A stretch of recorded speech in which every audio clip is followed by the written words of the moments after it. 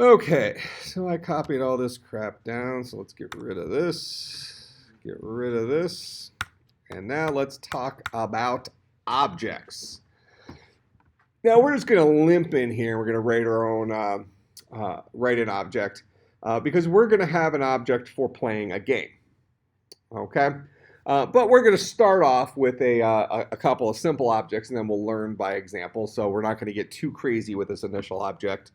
But you'll need it for your homework. So what I'm going to do here is I'm going to right-click here on our default package. Well, I'm going to attempt to right-click. There we go. And we'll click New. I'm going to create a new class. So anything that's a class in Java is an object. Now, up to this point, we've always called our class driver. Okay, that just happens to kind of coincide with like having a video card driver. It's the software that drives our program. All right. Well, now we're going to have classes. We're going to name them all sorts of different things because these are kind of players in our program. So they're helpers. If you think about your computer program as kind of like a play. Okay, we have different actors on the screen in a certain scene of the play, right? Okay, well, each one of those actors is represented by some objects. Now, we've already worked with some objects like strings, like the random class. These were tools that we were able to use as part of our solutions. But now we might want to write our own objects, be able to encapsulate some of our stuff inside of its, its own pod, if you will. Okay, so what I'm going to create here is an object. Actually, let's start with something simpler. I'm going to create an object called player. All right, so we'll do a simple version of this just to introduce it. So we have player. You said class represents an object. Yep. And you also call like random. Random is an object. String is an object. Both of those guys are objects. Let's call them super variables. So our primitive type variables like int and char and boolean, those guys, they can only hold a value. They can't do more than that. Then we have these super type variables, these object type variables that can hold one or more values. They can also do other stuff, like strings can do all sorts of stuff. They got their length, they got char at, they got index of, they got two uppercase, two lowercase, compare to. They have all these things built into them. Okay, those are functions. So two uppercase, two lowercase, char at, those are all functions. Those are all methods of the string class. Okay, so an object is kind of like us going over to Home Depot, buying this piece of equipment. And we know there's really complicated stuff inside of it. Okay, but we only actually use the public interfaces of it. We plug it in, we hit the power button. Okay, and then we push the couple of things, just like our telephone example is an object, right? So we know there's crazy wires and stuff inside of it, but only the parts of it that we actually have to use to solve problems do we actually call upon. The random class, we can also suspect there's probably a lot of things the random class can do, but the only button we've pushed is the next int button, right? We have one button that you click that and it shoots an integer out. That's the guy we've had to use up to this point. So that guy might be capable of doing 30 different things. Well, we only use it for one. That's it. Make some sense? So we're going to write our own objects first. And truth in advertising, we're actually going to write these using fairly poor programming practice initially. And I'll kind of explain why as we evolve it. I want to give you enough to be able to do the next homework assignment, but not so much that you're completely overwhelmed. I want you to be just mostly overwhelmed, okay, instead of completely overwhelmed. So when we talk about objects, let's do it in our keynote here.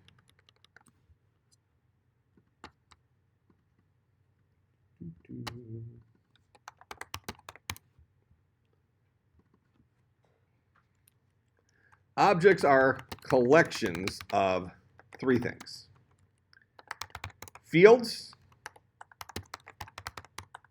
constructors, and methods. So objects have 0 or more fields, 0 or more constructors, and 0 or more methods. No destructors in Java. Java has automatic garbage collection. So what he's talking about, well, let me talk about these in order, and then I'll mention what he's referring to. Fields, this is fancy name for variables. All right, that's what fields are. And we'll see some examples of them here in a few minutes. I'm just giving you the definitions here. Constructor is a method-like thing that actually builds an object. Methods are just like the methods we've already seen. These are reusable chunks of code that belong to the object. All right, so for example, strings are objects. The methods that are in strings are like char at, index of, 2 uppercase, 2 lowercase. Those are all methods that live in there. Strings do have a field, but it's not exposed to us. So inside of strings, it's probably represented as a character array. So they have a variable that they control that's a character array. It's not exposed to us, though. We rely on these other methods to manipulate it and that kind of stuff. But that's a field of the object. It's not a public field. All right? And constructors, we've used the constructor before. When we create a random object, we say random r is equal to new random. That second random is the constructor. Okay? That's the dude. So if we come in here, go over here to driver, and I say random r is equal to new random like this. This guy right here is the guy I said is a method-like entity, method-like thing, whose job it is to actually build the random object at the memory location the new keyword provides us and store it there. So this guy is the actual constructor that builds objects. All right. Now, we can write our own constructor that does some stuff, or we can rely on the no argument constructor that does things for us. And we'll see some examples of both here in a few minutes. All right. So that's the high level version of this. So I'm going to leave player just like that. Public class player, open, closing, curly brace. Done. That's our first object that we wrote. So now I can come out here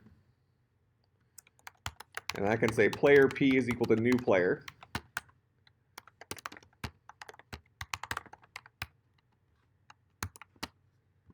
Print out P. Now, can we all agree that player looks pretty useless here? We've done very little inside of that class, correct? What's the output of my program going to be here? Think nothing? What do we know about the new keyword? Okay, it's our real estate agent, right? So this guy's job is to produce a memory address. We've seen it most recently as it relates to arrays. Correct? That real estate agent goes out and gets a memory address for us where we can build an array of the right size. Same thing's true here. This real estate agent goes and finds a plot of land that this constructor can build this dude on. So think of the class name as kind of being like a blueprint. So when we say player here, this is referring to this blueprint. That is a pretty simple blueprint. Okay. Huh? How do we, the two files, that as long as they're in the same package, see how this thing says default package? As long as they're in the same directory, it's fine. It can get more complicated than that if you want to write your own libraries, but don't worry about that for right now. That'll just muddy the waters. All right, so we say, real estate agent, go find me some memory. Because I've hired this dude right here, this constructor, to take this blueprint and build me a player. go ahead and store that memory location where I can find that player inside of P, that variable. So now if I were to print out P, I should get the memory address of a player. Make sense? And there actually is a player there. Just that player is nothingness. All right? He is nothing. Now, there is a little invisible thing sitting here. I'll go ahead and write it in so you can see it. But we have this thing called extends object sitting there. Now, when we talk about inheritance ourself, I'll reintroduce the extends keyword. So don't worry about that too much here. But what this is saying is that all objects, if we don't otherwise denote it, inherit from the top level object in Java. So if we were to draw a picture of this,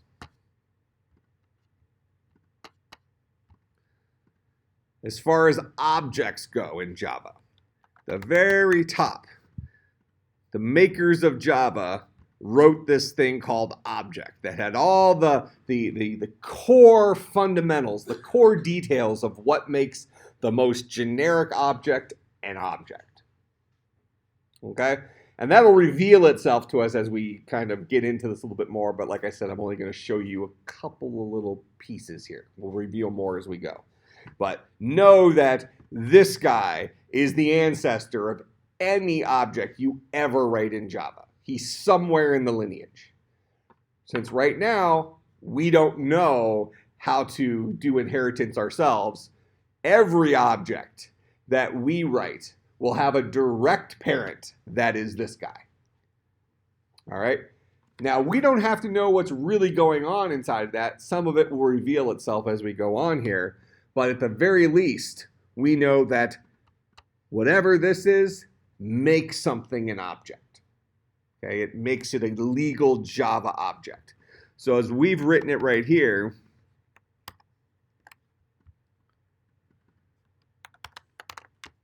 here's my player. We wrote this. Sun Microsystems, now Oracle, wrote this. Invisibly, this guy is one of these. Okay, so that means that even though we don't see anything written in here, I promise you there is some invisible stuff in here that our player object received from that guy that makes him at least a generic object. That make sense? Okay, so this is how all object-oriented languages work. They all have a top-level object that kind of is the core, and then everything kind of builds off of that. And we'll learn more about that later. I just wanted to put that into, and you'll see I can run this right now, and it'll do the exact same thing it did before. The top-level object is always one created by The programming language, yeah. It's usually object with a capital O or object with a lowercase o in C#, NS object in Objective-C, something like that. Yeah, so just different names for the same thing. All right, so there was your evidence that that code right there is truly still there. Just it's assumed. Why write it if it's always there? Okay. Now, we're going to go ahead and we're going to say, you know what? Our players actually have a name. So, in fact, we're going to have a first name and a last name for our player just to get the ball rolling. So, we're going to say string first name, string last name. Okay, we're actually going to stop right there. Now, remember back when we were talking about the history of our languages, and we mentioned that one of the erroneous things that Java did was get rid of structs. You know, structs are a collection of name-value pairs that aren't necessarily of the same type. In this case, they are the same type. So here, we'll put a last one in there. Let's do int jersey number. All right, so a player has two strings and an integer that represents him. Okay? Now, what I've effectively written here is a struct, but it still acts like an object. That is, it's passed by reference. So if we were to pass this guy, create an instance of this and pass it to a function and we changed it somehow, that change is going to have side effect. It's permanent. All right? So he looks like a struct, and he mostly acts like a struct, except when it comes to how he's passed to functions. Right? Probably not going to impact us very much, but I at least just wanted to point that out since we're actually starting to write these, that this is what I was referring to. So what we can do now is I can come over here to driver, and I can say player P equals new player, and then I can say P dot first name is equal to Mike. P dot last name is equal to Littman. P dot jersey number is equal to 1. All right. So now I can use this variable to store more than one piece of potentially dissimilar type of information. I'm storing 2 strings and an integer.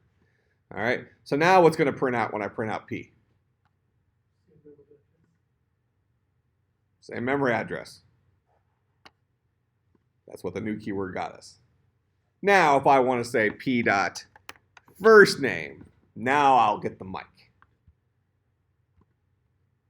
P dot last name will get me the Littman. P dot jersey number will get me the jersey number. All right. So I've effectively encapsulated these values inside of this object of type, inside of this instance of player called P. So hidden inside of player is 3 little storage locations that can hold on to stuff. All right. Now I can teach a player how to build himself using a constructor. So rather than creating a player, then having to set each of those individual fields, I might want to have a constructor that allows me to pass in those 3 values right off the bat. Okay? In Java, constructors always match the name of the class. So we're going to say player, open close parentheses, and this guy's going to take in 3 parameters. So I'm going to take in a string fn, a string ln, and an int jn for jersey number. And I'll set first name equal to fn, last name equal to ln, jersey number equal to jn. Just like that. This guy is my implementation of a constructor.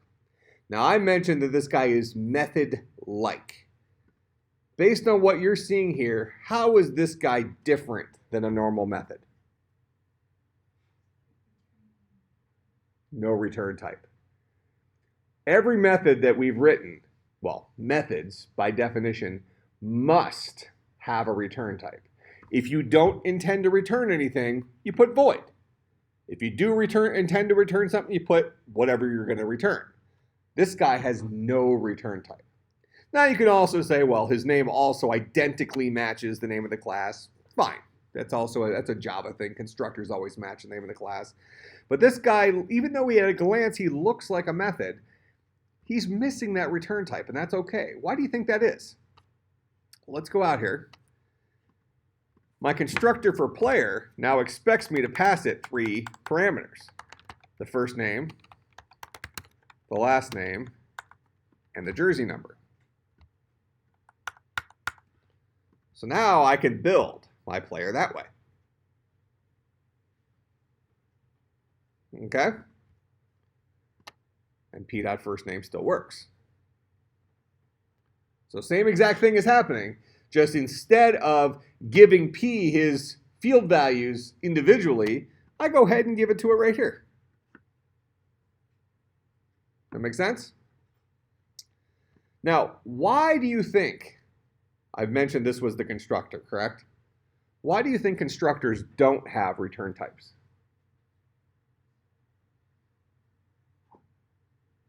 Because we don't have to call them explicitly. Tell me more about that. Because it gets called when we initialize an object. Okay. Let me ask it differently. If it were to have a return type, what would the return type be?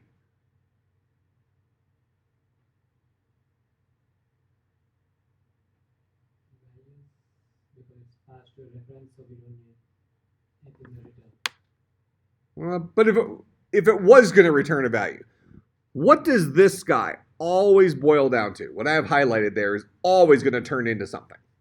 What's it going to turn into? We've seen it several times. If I look at, this guy boils down to some value. I'm sticking the value right here. We're printing that value out, and we see memory address, right?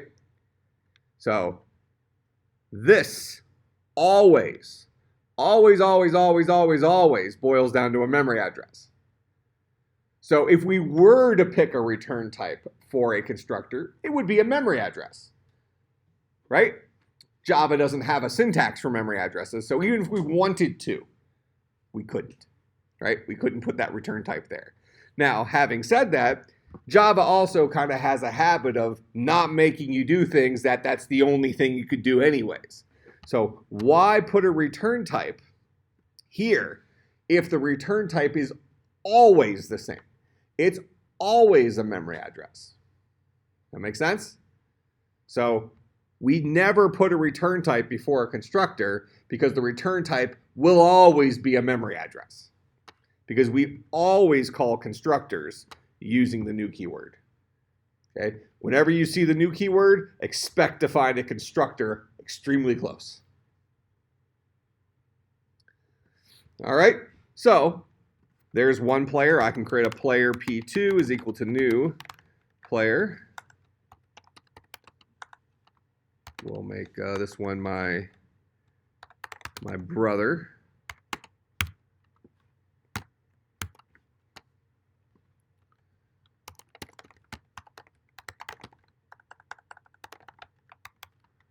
So there's P2. So this is going to print out two memory addresses, but they're going to be different memory addresses because the new keyword found a plot of land in memory to have this constructor build this guy using this blueprint.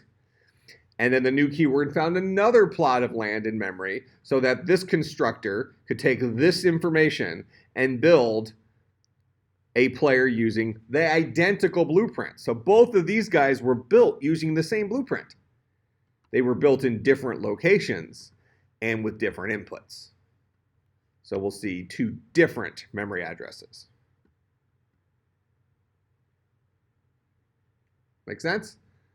Not that important to us other than the fact that they live in different places. All right? Now, I can say P dot first name. I can say P2 dot first name. This will be the first name associated with P, which is Mike. This will be the first name associated with P2, which is Dave. All right, so now we're starting to look at things kind of like we looked at strings, right? When you have two different strings, the length of one is the length of that guy. The length of the other one is the length of whatever string he holds. Same thing's true here, except we wrote this guy. Make sense? Okay. Now, a couple of things that we typically do with, well, let me show you this guy first. As we have this written, this is poor programming practice. Typically, when you have parameters coming into a method or a method-like thing like a constructor, you want these inputs to be meaningful. What does fn mean? What does ln mean? What does jn mean? Now we can probably connect the dots and say, well, this guy means first name. This guy means last name. This guy means jersey number. Well, why didn't we just say first name, last name,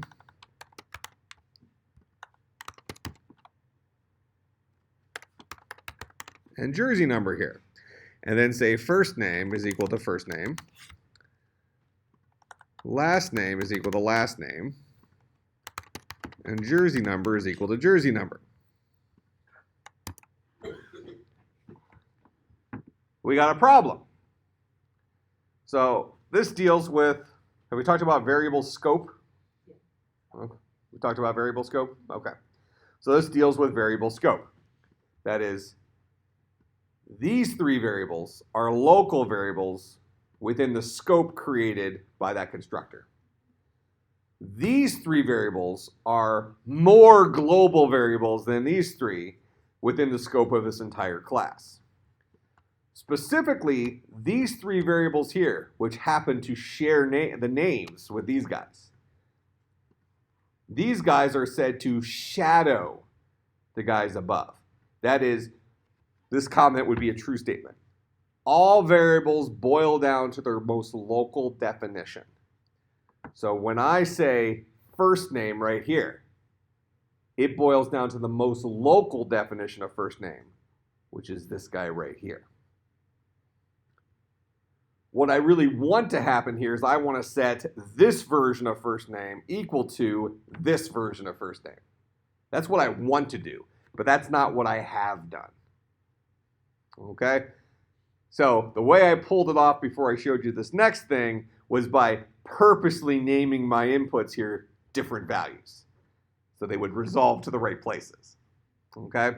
But wouldn't you agree that it would make sense to have parameters that are meaningful?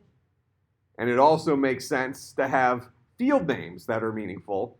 And it just so happens that your field names and the parameters to your constructor probably should be the same, because they're probably meaning the same thing. What's this dude's first name? What's this dude's last name? What's this dude's jersey number? Make sense? Okay. So with that in mind, we'd really like to do something like this, but we're missing a tool. Now,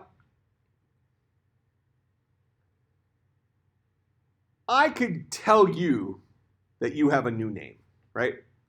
And if you chose to take on that new persona, you would update the little variable inside your head and decide that your name is something new now, right?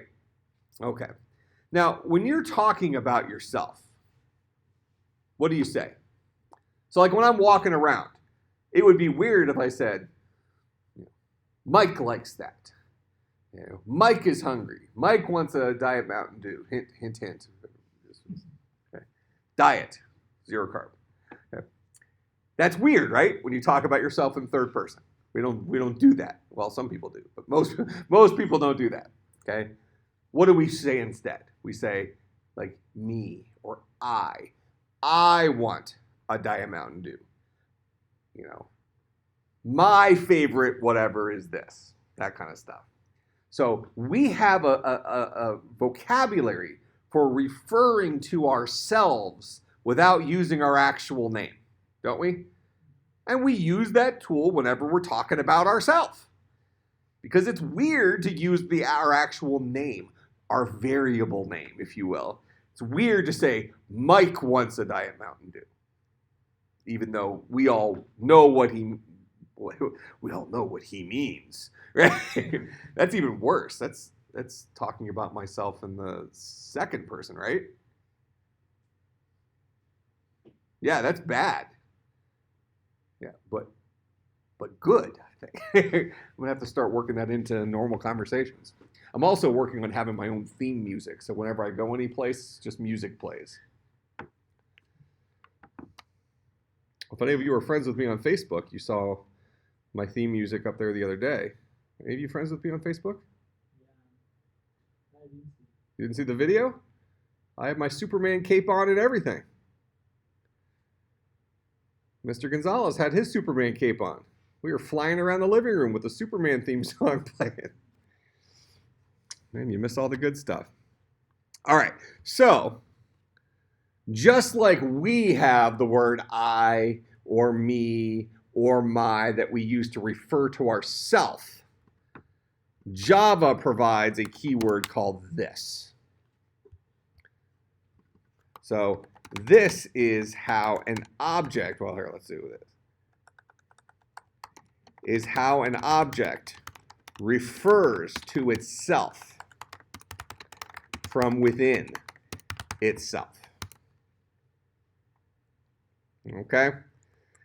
And let me try to connect those dots for you here. So I'm going to come out here, and I'm going to purposely name this player Mike. Okay?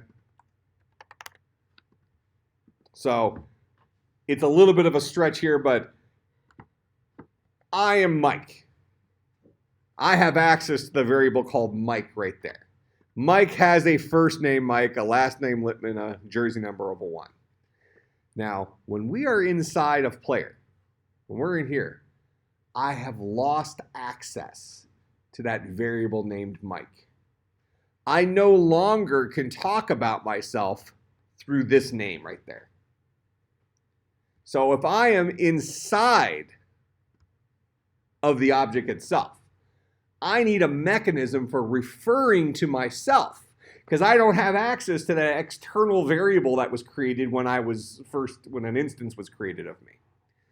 And we do that by saying this. So what I want to accomplish down here is I want to set my first name equal to the first name that was passed in. I want to set my last name equal to the last name that was passed in. I want to set my jersey number equal to the jersey number that was passed in. That makes sense? So I'm going to say this dot first name is equal to first name. This dot last name is equal to last name. This dot jersey number is equal to jersey number. This is like saying my first name is equal to first name. My last name is equal to last name. My jersey number is equal to jersey number. So all variables resolve to their most local definition unless we give them the full path where that variable lives. When I put this dot in front of this, I am bypassing the normal mechanism for resolving this variable. Instead, I'm saying you can find this guy up top. He's part of my identity. He's one of my fields. Okay, when I say this dot, I bypass those scoping rules, which will look here first. But notice that on this side, I did not put this dot in front. So it will boil down to the most local definition of first name, which is this guy right here. So now I'm actually saying what I meant to say before. I'm saying set this dude equal to this dude. Well, to this dude. Does that make sense? So now I get to use the variable names that make sense in both places. And now I have a tool that allows me to reference my own fields from within myself. There is another advantage of using this dot as well. If I say this dot first name, I don't have to type it all out. It'll finish it for me. So it also keeps you from misspelling your fields. So that's a handy little thing as well. Okay, questions about that? Go ahead. Can we use this between global variables and function variables? Global variables and function variables. What do you mean? Variables declared in a class as global variables and variables declared inside a function method. So, like, for instance, if I had a function in here called maybe void display, and I want to say system.out.println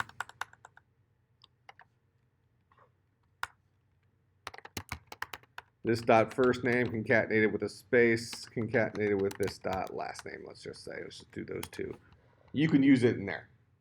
No, I mean, if we declare a variable named as first name.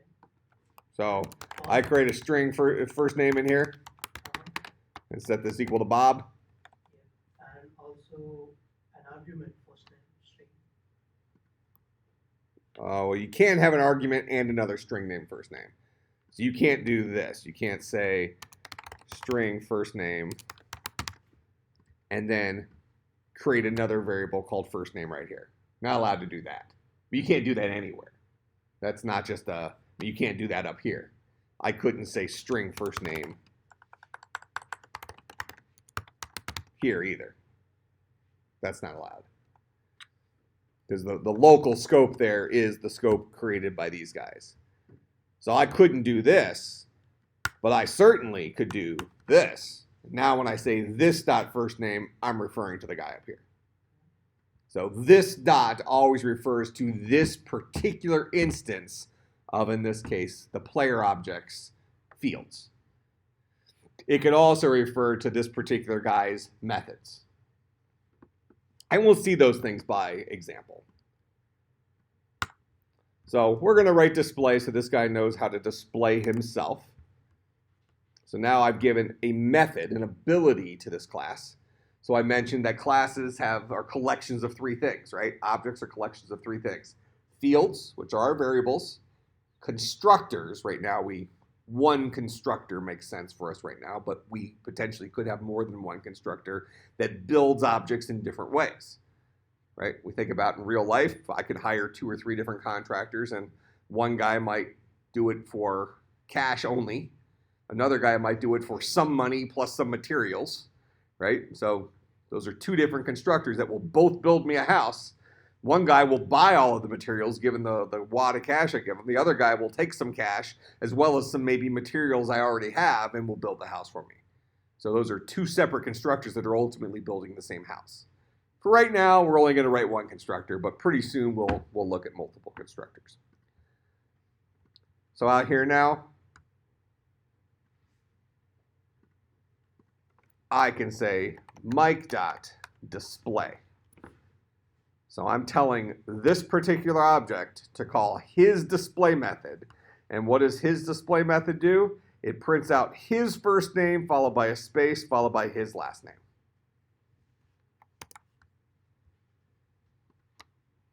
See that run? There's the Mike Littman. All right, so now I'm about to break our code. Because generally speaking, in terms of good programming practice, this is a bad idea, being able to directly access your fields like this. The reason I say that is I can do things like this. Mike.firstname is equal to Larry.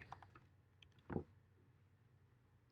little bit ago I mentioned that I can go up to him, because you're an instance of you in this room, right? So you're no different than Mike right here. I can change your name without you having to have any say in it. I could just walk up and say, your name is now Frank. You're stuck with it.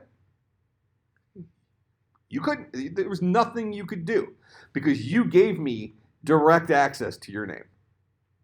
So I could directly change it. Now chances are our names are a little bit more private than that to us, right? You know, our names have a meaning. So what we would probably do in real life here is we would probably say, you know what? I'm going to make my name, my first and last name, probably my jersey number 2. I'm going to make those guys private. Okay? By making them private, what this says is these fields are only accessible inside of the class named player. Let's add this to our slides. We'll call this security. Okay, and these security things can work for methods or fields, and they have the same meaning. So we have 3 different things. We have public. These are lowercase. Public, private, and protected. Public means anyone has access to it. Now, we think we've already experienced that. If we don't put anything in front, it's what's called package level permission. This is anyone inside of the same package has access to it. And what I mean by package is over here where it says default package. Anything that lives in here would have access to things that we didn't put anything special in front of. If we don't put anything in front of it, by default, it's got package level security. Public means free for all. Anybody inside or outside the package has access to it. Private means it is only accessible within the class itself. Actually, let's say this, within the class with the same name. So in this case, I have made these 3 variables private. We only have access to those variables while we are inside of the player class. Okay? Protected, which we really can't show examples of this yet, but we will, but I'll go ahead and tell you what it means. It's kind of like private, but just a little bit looser. This is only accessible within the class with the same name or children of the class through inheritance. And we're not doing inheritance yet, so that's not important. We won't make anything protected yet. All right? Most of the time, what I say is this. Make your fields private, always. And then if you need it to be more public than that, loosen the reins. So by default, make everything private, then weaken the security if it makes sense for what you're writing. Now, what you're going to see here right off the bat, since all 3 of these guys are private, that means we can only access them while we are inside the player class, which means they're only accessible directly in that blue area there. Everywhere else, we don't have access to them. Okay? Come out here, we see we got some issues. I was trying to access Mike's first name directly here. I was trying to access Mike's first name directly here. I was trying to access P2's first name directly here. Those are all private variables now. They are not private variables inside the class name driver. They're private variables inside the class name player. So since I'm currently in the class name driver, I don't have access to them. As it was before, they were package level. From our perspective, public would have been identical. I had read and write access to it. Now, if I walk up and I ask him his name, he might be willing to tell me his name, right? But you're not willing to let me change your name, okay? So you'll give me read privileges of your name, but not write privileges to your name, okay? So you want to keep a little control over that. Same thing's true in with objects. Remember, what are we trying to do with programming? We're trying to mimic the way people solve problems in real life. So a lot of the mechanisms that make sense to us in real life will make sense in program. All right? So it would be nice if we could still get Mike's first name or get P2's first name. We're okay with not being able to change Mike's first name. All right? So we have something here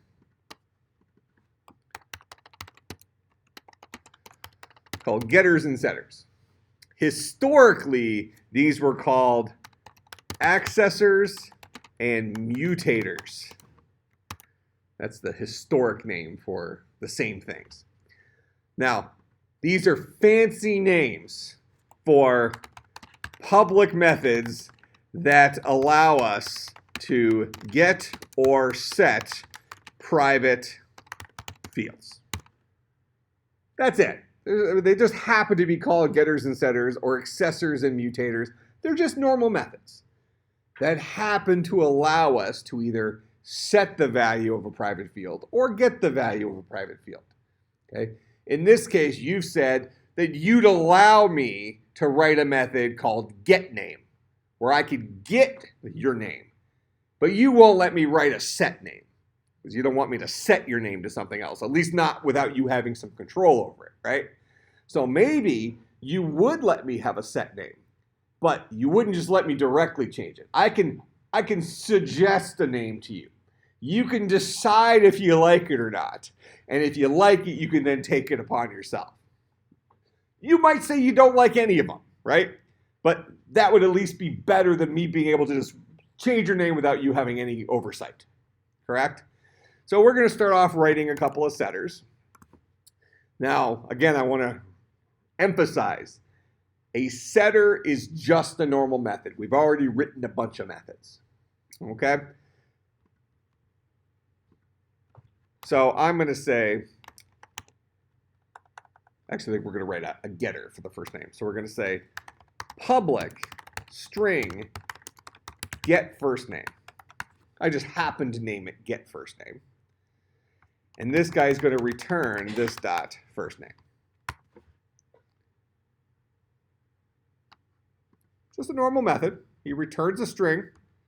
The name of the method's get first name. I could have called that elephant if I wanted to, but kind of makes sense if I wanted to be able to get the first name, and maybe call it get first name. And it's going to return the first name here.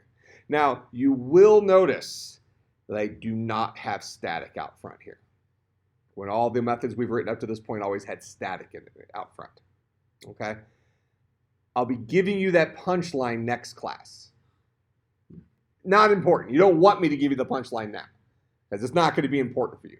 Just for right now, when you are writing methods inside of driver, put static in front of them. When you're writing methods inside of objects you're creating, don't. It'll make sense why, but no need to make it any more complex than that right now. Okay? So the methods we're writing in here don't have static in front of them. I'll emphasize why next time. It's not a big deal. Let's just keep things as simple as possible. Okay? So here's our get first name. So now out here, you're not allowing me to set your name. That's off the table. But you will allow me to get your first name, but I don't get it that way. I get it by calling get first name. I get it by calling get first name. Does that only give it read privileges? Huh? Does that only give it read privileges? Correct, because this function takes no parameters, returns a value, and just returns that value. I'm not taking any parameters in. I'm not possibly changing anything. It has nothing to do with the name of this. It just has to do with what logic I wrote. So, if I were to write a setter, I could say public void set first name.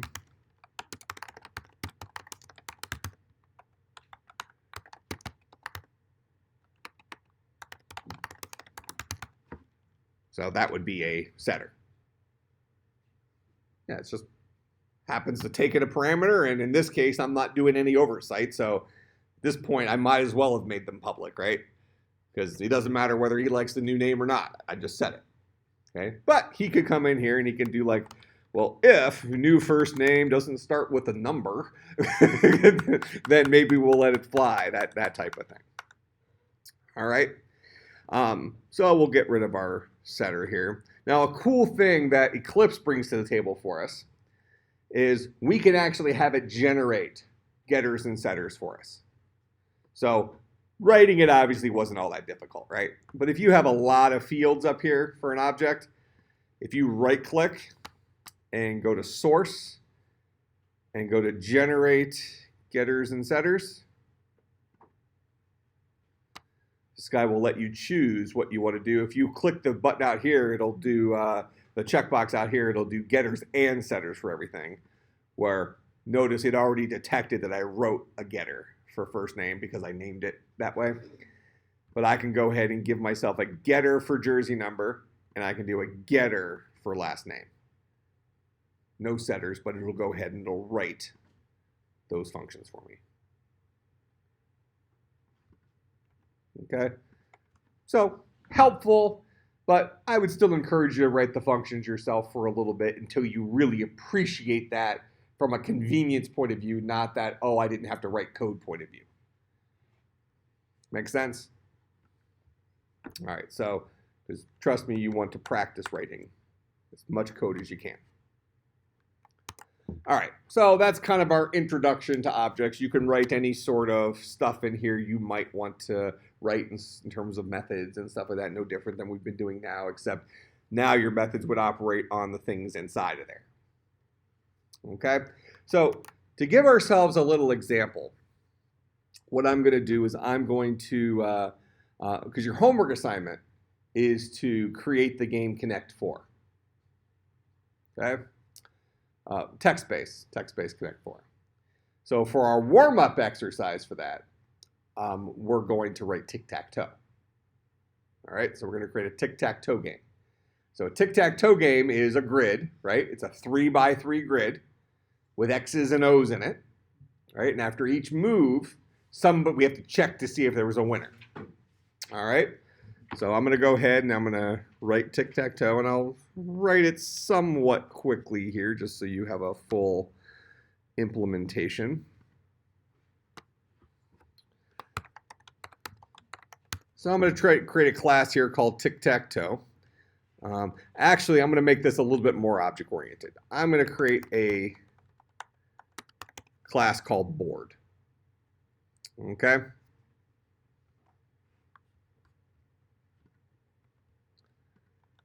And for tic-tac-toe, our board is going to be a two-dimensional character array.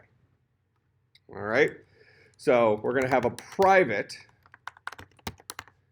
char array, maybe called the board. Then our constructor for board. We'll set this dot the board equal to a new char array that is 3 by 3. Okay. Now I'm going to go ahead and I'm going to spin through this guy, and I'm going to set all the characters equal to little underscores, so that if I were to show the empty board where no moves have been made, it'll look like something. Okay. So I'll do for int I is equal to 0. I is less than this dot the board dot length I plus plus. I hate this keyboard. For int j is equal to 0, j is less than this dot the board at bucket I dot length j plus plus. Then I'll go ahead and I'll say system.out.print this dot the board at bucket I j. Actually, I'm sorry, I'm not displaying it here, I'm setting it. So I'll say this dot the board at bucket I j is equal to the char underscore. Okay? So this will go through and it will fill up my board with underscores initially. Now we're also going to go ahead, so that's what the constructor will do. It'll define our board and initialize it to a bunch of underscores. I probably want a board object to also be able to display itself, kind of show the current state of the board. All right, so we'll have a public void display, and I'm going to steal this for loop here. This is going to be our normal nested for loop for going through all the rows and columns of a two-dimensional array. And I'll say system.out.print that guy concatenated with, I'll go ahead and do that tab thing again. Seemed to work out okay. Okay. And then I'll do a system.out.println, and then maybe, didn't 2 work out all right? 2 carriage returns. All right, so this should display our board. Oh, here, I'll go ahead and paste our player object onto Slack.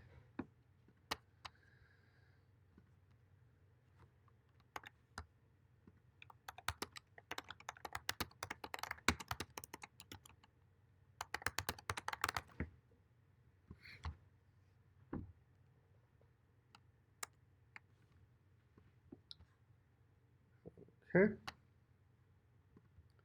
So right now we know how to create a board, just controls a two-dimensional array, and we know how to display a board. Let's go ahead and test that inside a driver here.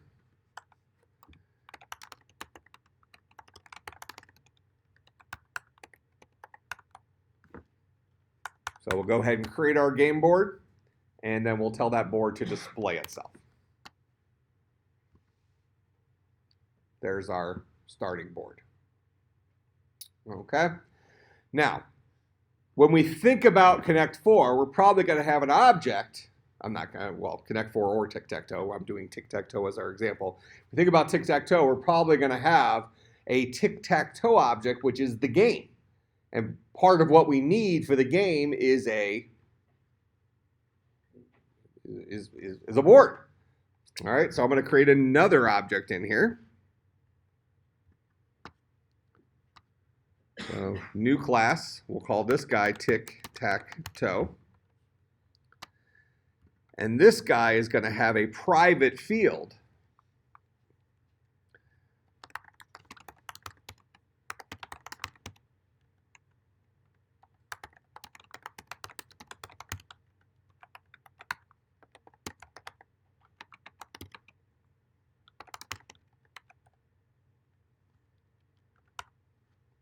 And then maybe tic-tac-toe has a function, public void show current board or something like that. And we'll say this dot the board dot display. Something like that. All right, so now tic-tac-toe actually controls the board. When we first create a tic-tac-toe object, he creates the board. When we ask the tic-tac-toe object to show the current board, he asks the board to display itself. So now out here in driver, we would say tic-tac-toe, TTT, equals new tic-tac, actually just call this guy game. Toe. And then we could say game.show current board. And we'll see the same thing we just saw a second ago. We just got to it a little bit differently. All right, now, one thing we'd like to be able to do is we'd like to be able to make moves on the board. Okay, so we need the tic-tac-toe game to be able to accept a move. Make sense? Now, we're going to alternate between moves. So we probably need to keep track of what's the next move. So X's and O's. What, X usually goes first? Is that the International Tic-Tac-Toe Confederation rules? That's how we're going to say it is. All right, so tic-tac-toe, we're also going to have a variable called curmove. And when we first create the game, we'll say this dot, and this is going to be a char. This dot curmove is equal to an X. So the very first move that we would ever make is X. Okay? Now what we're going to do is we are going to have a function here called makeMove. And makeMove is going to take a row and a column. And it's going to, I'll make it public for right now. But we're probably going to want to have some user interaction with this thing. But makeMove is going to take a row and a column. And it is going to, assuming that there currently is not an underscore, assuming there currently is an underscore in that position, it'll let us make current move there and then toggle current move to the other guy. If there's already something other than an underscore there, it's an unallowed move, and we'll make them go again. All right, so we're going to have a public. I'm going to make this guy Boolean for right now, and you'll see why here in a few minutes, but we won't use the value initially. So it's going to return a Boolean. We'll call this guy make move. And it'll take in a row and a column for the move we want to make.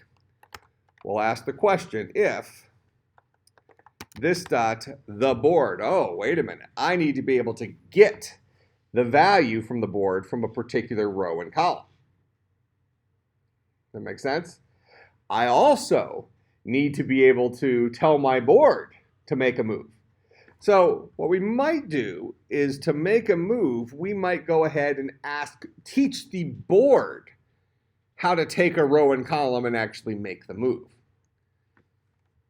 So we'll leave this function here, but what we're actually going to return is something that the board knows how to do.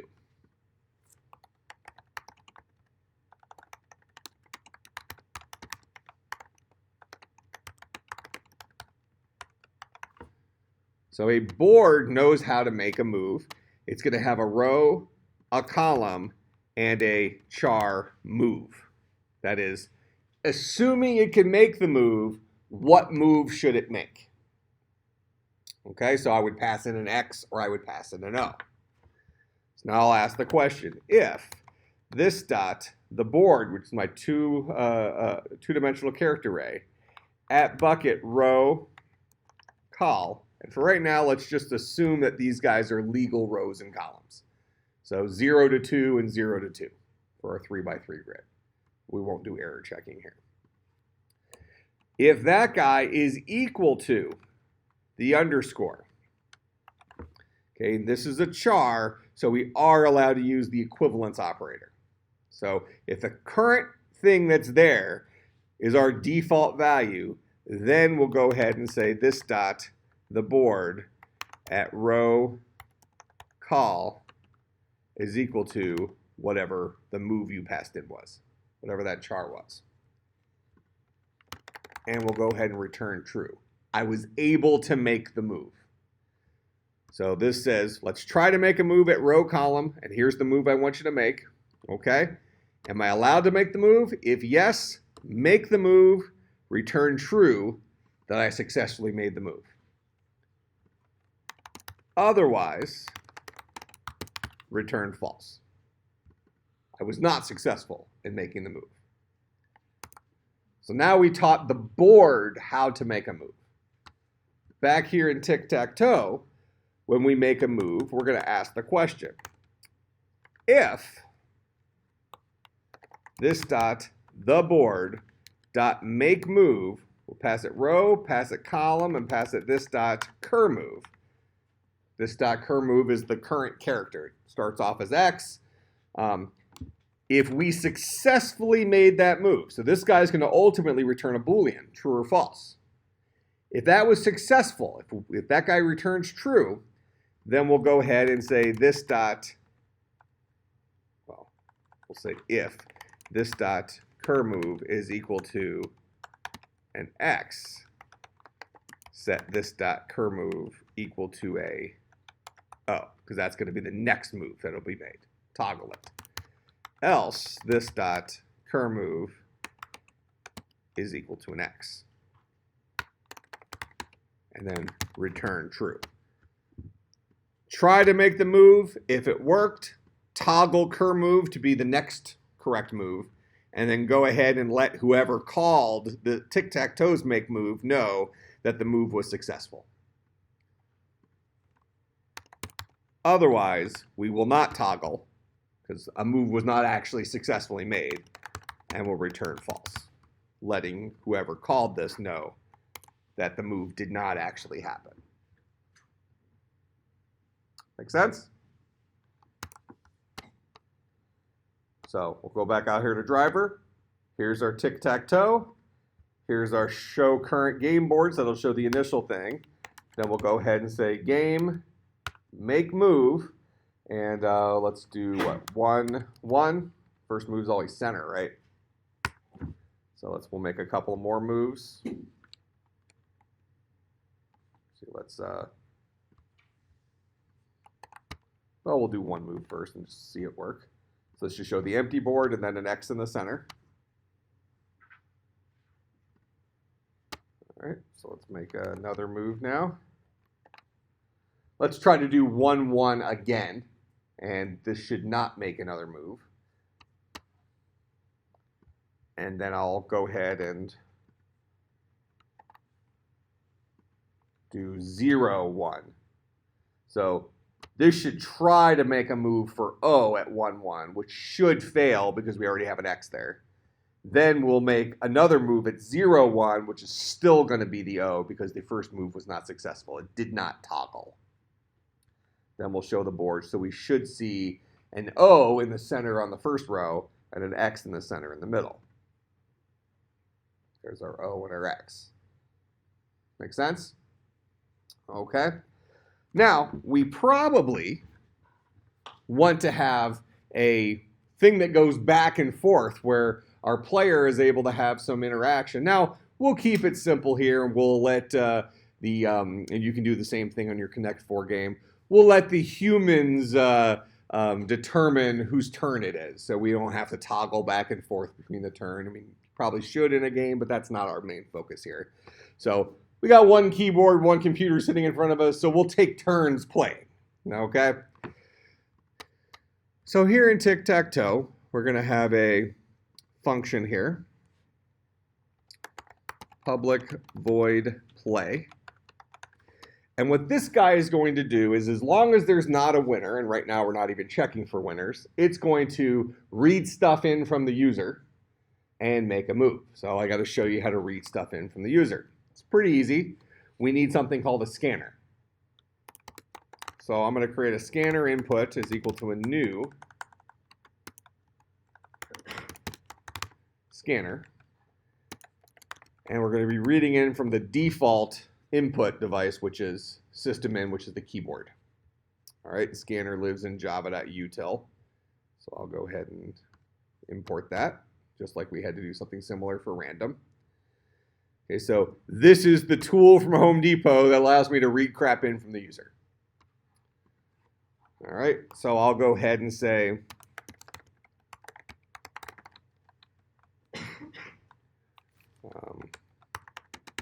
pick a row, and I'm going to do this as a print. Then we'll say int row is equal to input dot. This guy will actually let you read in an integer. Okay, we don't have to error check. We can assume that they're putting in valid inputs. So if we want to read in a string with input, you would just say next or next line. That reads in a string. In this case, we know we're reading in integers for a row and a column. You'd probably be doing something pretty similar for Connect 4, probably picking which column you're going to drop your checker into. So we're going to read in next int into row. Then we're going to say pick a column. Read that int in. And we'll say this dot make move row call. Now notice I'm calling make move here from inside of tic-tac-toe. Therefore, it would probably be okay for me to make this guy private. It's not a deal breaker if you don't. Okay? But remember back when we talked about objects with the telephone as the example, I said only the public interfaces are exposed. So we don't anticipate people outside of the tic-tac-toe class actually needing to make a move. We did a few minutes ago just to test this, right? But it's actually going to be this play method, which is inside of the tic-tac-toe class, which is going to be calling this make move. Make sense? Okay. Now, what I'm going to do down here, just to give us a little bit of feedback, is when we made our move, if we return false that it didn't work, I'm going to do system.err.println. This is the same thing as system.out, except it'll show up in red. Okay, there's two different output streams. One's standard output, one's system error. For now, I'm just doing system error because it'll look like in red. And say, we'll just call this guy an illegal move, something like that. Just to give a little feedback to the user saying, yeah, that move didn't just happen. All right, it's still your turn. Whoever just tried to go, it's still you. All right, so that'll say illegal move there. So we're going to create our input, and then we're going to ask for rows and columns over and over and over again, and finally show, well, we probably want to show the state of the board first, right? So we'll say this dot, the board dot, display. Or we can even say this dot, show current board, which effectively just calls display. So we might even say that show current board isn't even needed, but at the very least we could have said this guy could be private.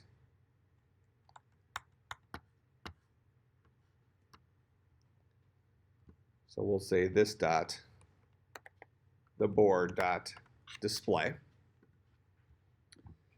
So we'll show the board, ask him for a row, read it in, ask him for a column, read it in, make the move. And for right now, we're going to do that forever.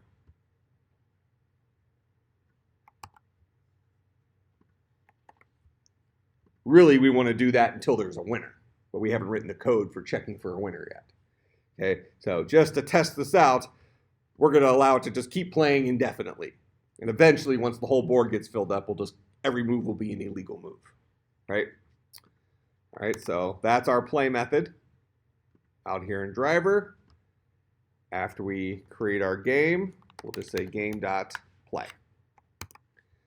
So see how concise driver ends up being with object-oriented programming. We get the tic-tac-toe game out of the closet. We say play. So pick a row.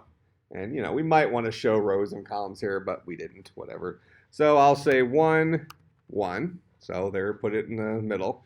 Now, if I say 1, 1 again, it's going to tell me illegal move, and it shows me that we're currently still sitting at the last thing. So now it wants me to pick a row.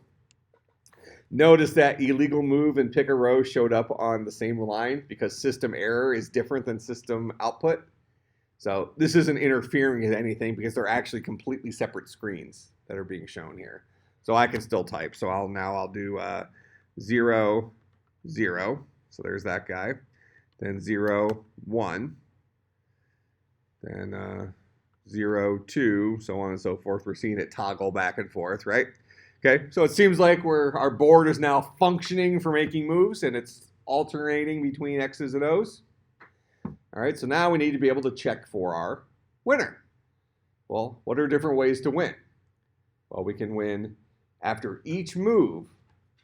We can check to see if we have a winner there, a winner here, a winner here, a winner here, here, here, or diagonal. Right? Now, we know that a winner is when all 3 spots are the same and they're not underscores. Underscores could give us a false positive, right? I mean, we got a winning board right off the bat. We won in every possible way. Every single row is underscores all the way across. Every single column is underscores all the way across. Diagonals, everything. It's winning all over the place. All right? So we need to now, in tic-tac-toe, write a method, private boolean is winner. And this guy is going to go through and just check, does the current state of the board represent somebody won? That make sense? Okay. So we know that there's a couple different ways we can win. Well, there's 8 different ways we can win, right? So we got the horizontals, we got the verticals, and we got the diagonals. So I'm going to create some variables. So we're going to have Boolean win. Actually, let's call this row 1, and we'll copy these after we do the first one. So to win on row 1, the column 0, column 1, column 2 must all be the same, and column 0 is not equal to an underscore. Okay, so we're going to say this dot on this is in tic-tac-toe. So actually is winner here needs to ask the board, do you currently represent a winner? Okay. Since we're not accessing this external to this, we don't actually need to write it here. We can do it. We can call the board is winner in here. So let's go write this inside of our board.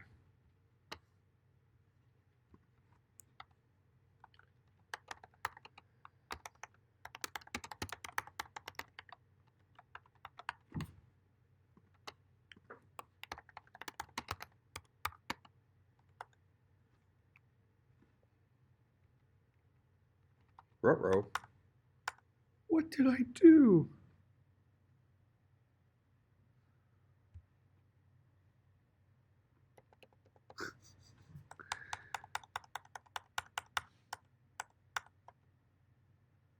All right, I had to have hit the insert key, but I don't have an insert key.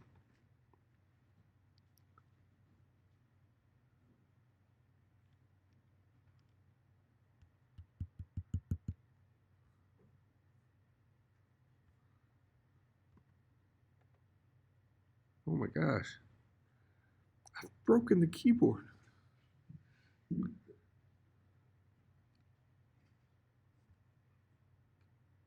Oh, I know what the problem is. That had to be what I did. All right. I didn't hit the insert key. I hit the macro for my video game. So this was doing my World of Warcraft attack is what it was doing. All right. Funny. All right, so his winner, we'll say Boolean row 1 is equal to this dot the board at bucket 0 0 not equal to the underscore and this dot the board at 0 0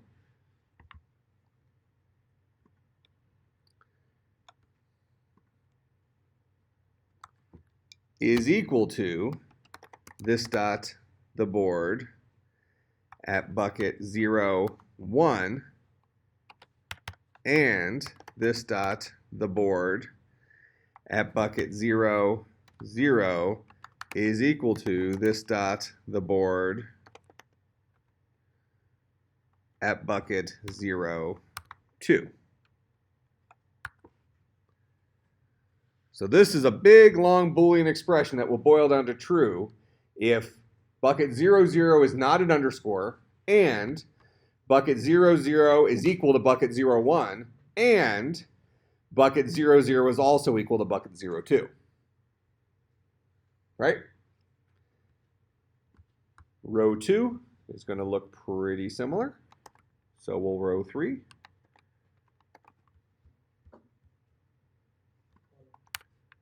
Row 2, row 3, 1, 2, 1, 2, 1, 2, 1, 2. All right, so there's our rows. Actually, let's do our columns now.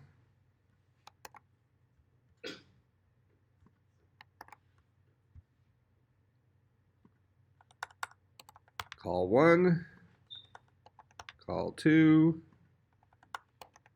call 3.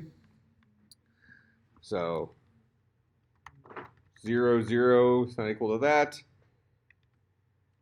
0 0 is equal to 1 0. 0 0 is equal to 2 0. Call 2. This is 0 1.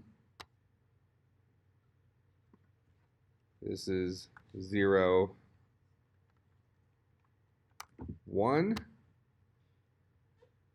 equal to 0 no, equal to 1 1 and 0 1 equal to 2 1. Call 3 is 0 2 0 2 1 2 0 2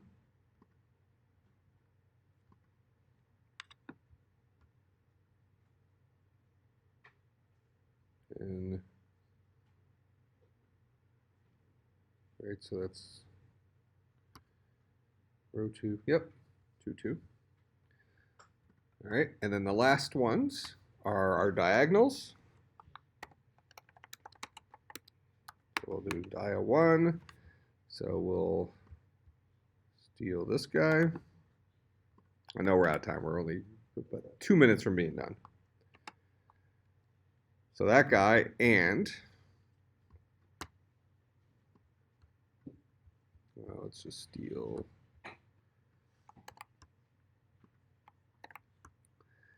0, 0 is equal to 1, 1. And 0, 0 is equal to 2, 2.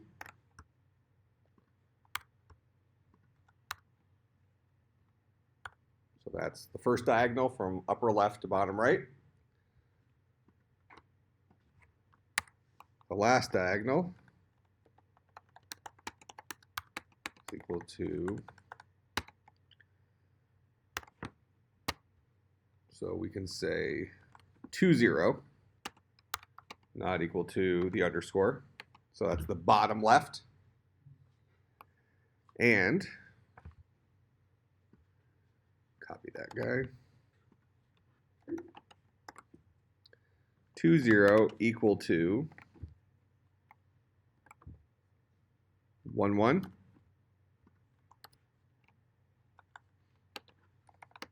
And 2, 0 equal to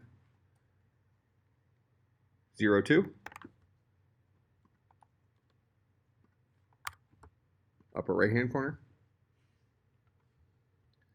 So those are all the possible ways there could be a winner.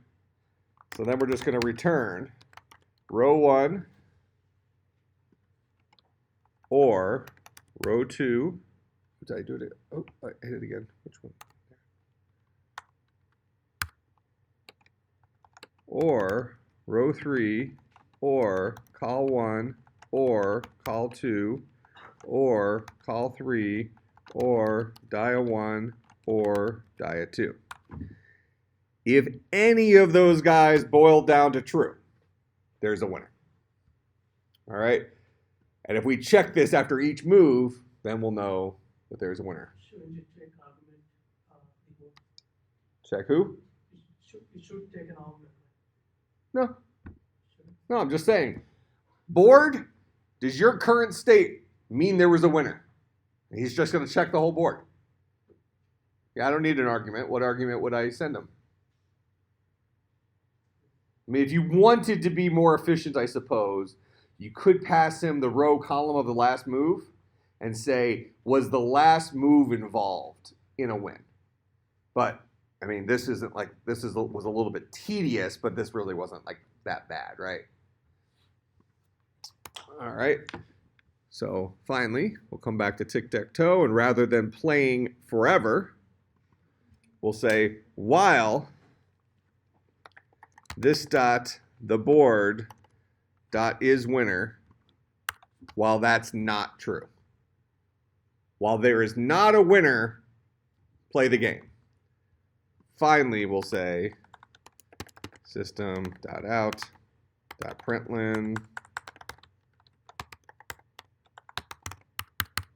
winner. All right, so let's go play a game real quick. So we'll do 1, 1, and then we'll do 0, 0. Then we're going to do 1, 0. Then we're going to do 2, 0. And then we're going to do 1, 2. Oh, it didn't get detected as a winner? I did 1, 2.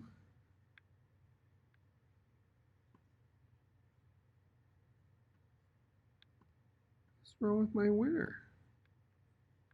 Is that really? How did that not get detected as a winner? Inside the similar method.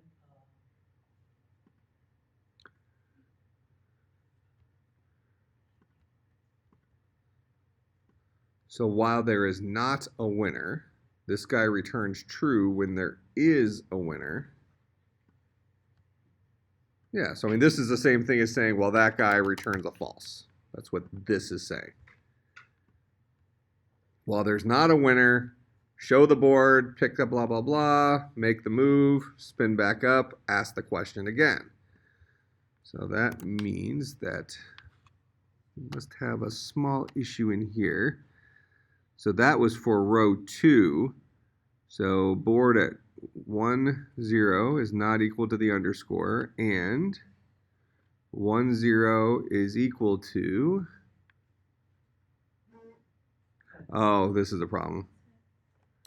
1, 1,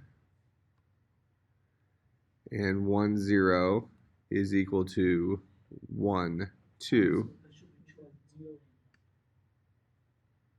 Yeah, 1, 0 is equal to 1, 1, and 1, 0 is equal to 1, 2. That one's correct. 2, 0 is equal to 2, 1, and 2, 0 is equal to 2, 2. This is 1, 0, 0, 0. Okay, I think the rest of those are right. Just so happened that the one thing we checked was a dud.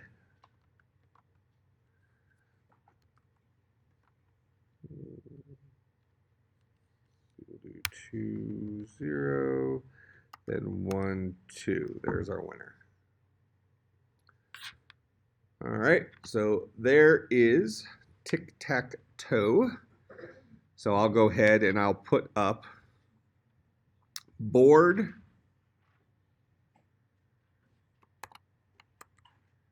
and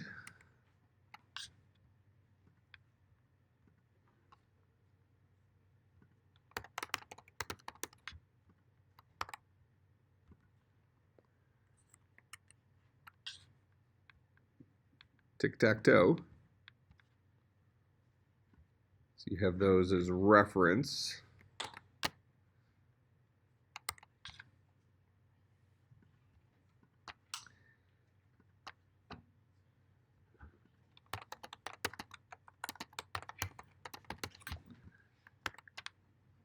And then I'll also, I think I do this in the assignment anyways, but I'll, in case you've never played before, let's see.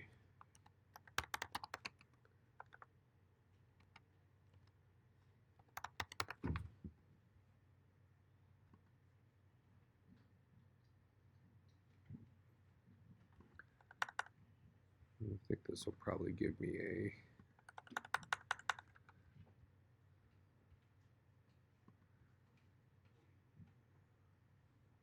Yep, here's the game. So Connect 4, the whole goal is to get 4 checkers in a row. So you know they're having a computer play against you, but on yours you'll just have them go against each other. All right, so eventually you're trying to get 4 of these guys in a row. Now for your version, you only have to support vertical winners. So you don't have to support horizontal winners. You don't have to support diagonal winners. So vertical only. That means 4 checkers in a row on top of each other. All right, so checking the board for a winner shouldn't be that dissimilar to what we just did for Connect 4 or for tic-tac-toe. That makes sense? All right. Should I give you a writing assignment too? All right. So I'll just give you the programming assignment. I put the tic-tac-toe up, and I will see everybody next, what day is the week? Wednesday? Next Wednesday.